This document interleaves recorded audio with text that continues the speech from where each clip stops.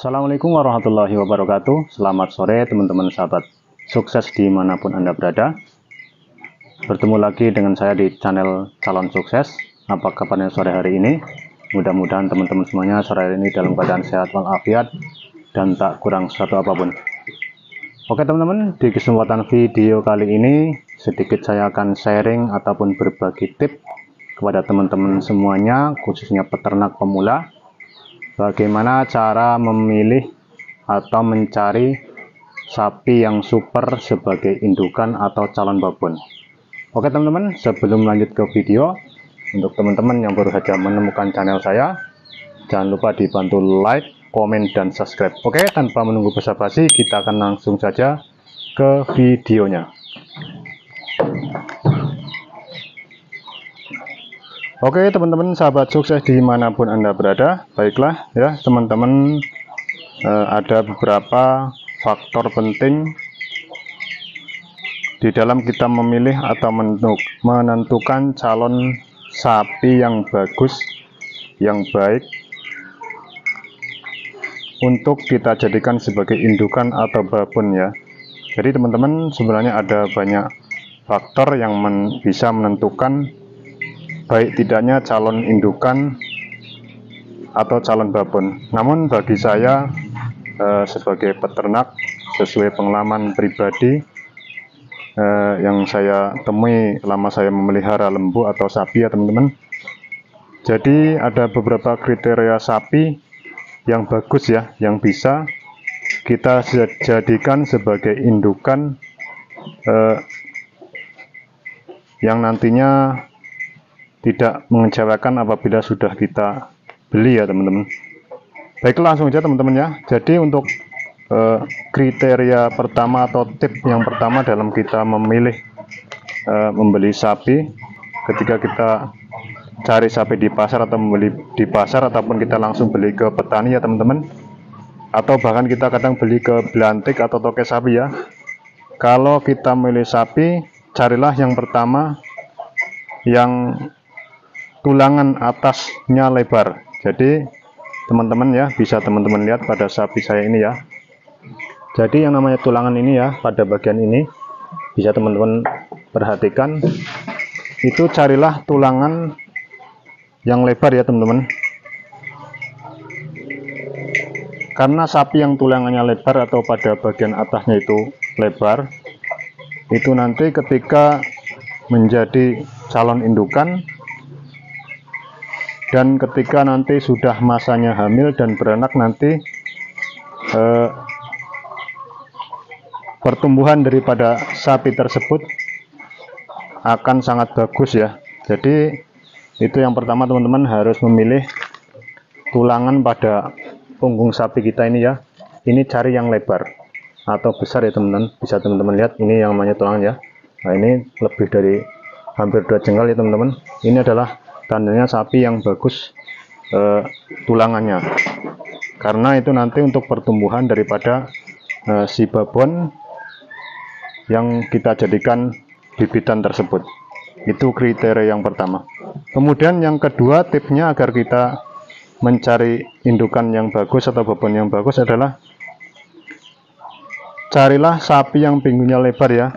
Jadi pinggulnya ini ya teman-teman, ini ya, ini pada sapi saya ini pinggulnya lebar antara kanan dan kiri ya teman-teman. Ini cari yang lebar. Kenapa kita harus cari yang pinggulnya lebar dan besar ya? Jadi teman-teman, alasannya adalah nanti pada saat sapi kita ini melahirkan atau beranak ya, nanti prosesnya akan gampang. Jadi biasanya sapi yang pinggulnya lebar seperti sapi saya ini ya teman-teman, ini ketika melahirkan nanti atau beranak, prosesnya sangat cepat sekali ya teman-teman. Mungkin teman-teman semuanya pernah menyumpai ada sapi yang beranaknya itu susah atau melahirkannya susah ya teman-teman. Jadi untuk sapi saya ini ya, sudah 3 kali beranak, ini ya belum pernah lama prosesnya. Bahkan waktu proses kelahiran atau beranak yang terakhir kemarin, yang ketiga ini ya, tahu-tahu ketika saya melihat ke kandang sudah berada di luar. Itu menandakan saking gampangnya sapi itu ketika beranak ya teman-teman. Jadi untuk tips yang kedua atau kriteria yang kedua, kita pilih sapi yang pinggulnya besar ya teman-teman, agar supaya nanti diharapkan ketika proses melahirkan si sapi tadi, babon tersebut gampang atau mulus ya teman-teman. Kemudian untuk tip yang ketiga, ketika kita memilih calon babon atau calon indukan yang bagus adalah kita cari atau kita beli sapi yang sudah beranak ya teman-teman. Jadi kalau kita pilih atau beli sapi yang sudah pernah beranak, baik itu beranak satu ataupun kedua kalinya, nanti kita ketika sudah kita beli, kita tinggal meneruskan, kita tinggal meng-IB dan kita tinggal menunggu hamil atau terus beranak. Berbeda kalau kita mencari calon indukan yang mulai mungkin masih darah ataupun dere ya, itu kadang kita sudah memelihara beberapa tahun, kita sudah meng-IB beberapa kali ya teman-teman, kadang-kadang itu hasilnya nol atau IB-nya sering gagal. Bahkan kadang sapi tersebut majir ya teman-teman, seperti lembu kita yang dulu pernah kita jual, itu sapinya sangat bagus, makanya kita jadikan bibitan. Rupanya setelah kita IB beberapa kali ya, sampai 5 kali, ternyata hasilnya nol atau nihil, akhirnya kita jual. Jadi untuk kriteria yang ketiga, kita pilih atau kita beli bibit yang sudah pernah beranak, baik itu beranak 1, 2, itu tidak masalah ya teman-teman. Jadi untuk kriteria atau tip yang keempat di dalam kita memilih calon indukan, agar nantinya kita tidak salah pilih ya, kita harus memilih lembu yang kakinya jejek atau tegak seperti ini. Bisa teman-teman lihat ya, kakinya sejajar. Nah, kalau dia berdiri dia sejajar, kemudian ekornya juga harus panjang seperti ini ya teman-teman. Jangan cari ekor yang buntung ya teman-teman, atau bulunya itu kurang, atau ujung ekornya ini kurang ya. Jadi tip yang keempat di dalam kita memilih sapi atau calon indukan adalah cari yang sapi kakinya tegak atau jejak atau datar ya teman-teman. Biar teman-teman perhatikan, kadang ada sapi yang berdirinya itu ya, kakinya yang satu depan, yang satu di belakang ya teman-teman. Jadi itu kriteria atau tip di dalam kita memilih calon indukan atau calon babon yang super atau yang bagus. Kemudian teman-teman sedulur semuanya ya, selanjutnya untuk tip yang kelima di dalam kita mencari calon indukan atau calon babon adalah kita cari calon indukan yang mempunyai embing atau puting susu yang besar ya teman-teman. Jadi seperti lembu saya ini ya, jadi selain mempunyai embing atau kantong susu yang besar, dia juga mempunyai puting ya yang rata atau sama panjangnya. Jadi itu ciri-ciri sapi yang bagus untuk kita jadikan sebagai babon atau calon indukan. Sebab kalau embingnya besar dan putingnya juga bagus, itu bisa menyimpan ya daripada ASI untuk pertumbuhan si pedet.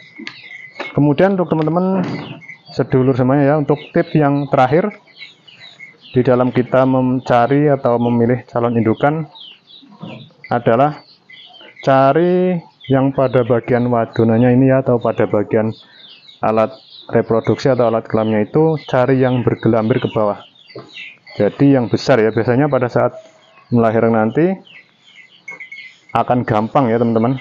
Bahkan untuk lembu saya ini udah 3 kali beranak, ini lancar, tidak pernah mengalami kesulitan, karena sesuai dengan apa yang ada pada kriteria di atas tadi. Untuk lembu saya ini memenuhi persyaratannya.